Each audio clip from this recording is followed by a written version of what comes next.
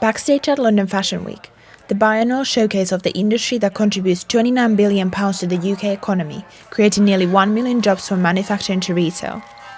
Fashion's contribution is just as vital to the gross domestic product as other major economic sectors. We voted to leave the European Union. Full stop.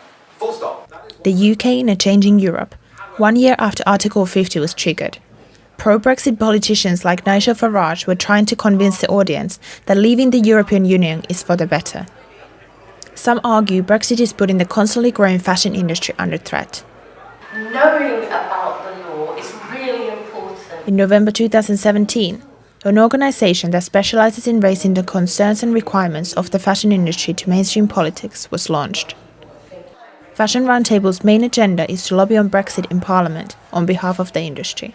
If we go to a hard Brexit, it would absolutely decimate the British fashion industry. The information that Assay Advisory put together for us puts a hard Brexit at 35% loss to GDP. So that would decimate the industry on every level. We've got over 90% SMEs, which is small to medium sized enterprises in the fashion industry in this country, and I don't think they could take that hit. Oxford Street, the epicentre of British retail. Every day, 500,000 people come here to shop, contributing to the fast-paced industry that relies on international talent. Some of this talent arrives into the UK as a result of free movement within the EU.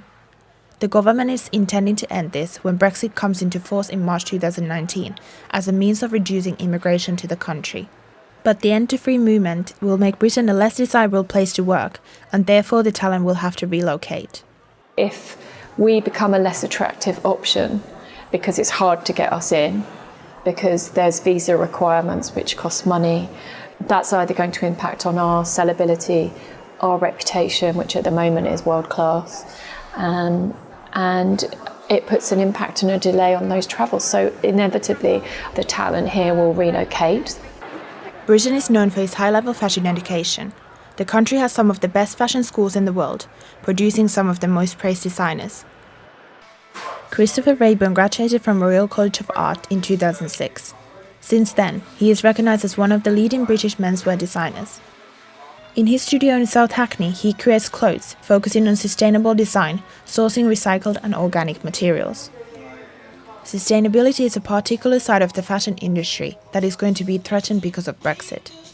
If import taxes increase after the UK leaves the EU, it will impact businesses like Christopher's negatively. We do a lot of sourcing of recycled materials, organic material. We do our manufacturing, for example, on jersey products in Portugal, and actually then knowing the knock-on effects of their decision, obviously, to leave Europe, whatever that really ends up meaning, particularly for our European manufacturing. I mean, there will, I'm sure, be an impact on cost, and we're proportionally already paying on average 30% more by using recycled or organic. So one would assume that then those two things kind of compounded, it's going to inevitably knock on to the price of our products. Today, consumers spend more money on clothing than ever. Business in places like Carnaby Street, the spiritual home of fashion, made the fashion industry grow by 11% between 2015 and 16. When the demand is higher, retail companies have to produce garments quicker, and this is where the sustainable side of the supply chain often falls behind. Design consultant Gabriel Shiner-Hill is worried that Brexit will affect the ethical supply chain. One of the biggest concerns I have is the sustainable side of the industry and the focus that we've seen on that within textiles and fashion. That runs the risk of being sidelined, because if the duties are being increased on your importation, you will then cut the developments that you're making within fabric and garment sustainability. So the ethical and sustainable analysis of a garment definitely runs the risk of being undermined by Brexit. But quick manufacturing is what adds to the GDP.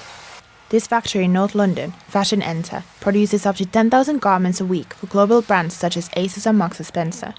It is currently one of the biggest factories in Britain.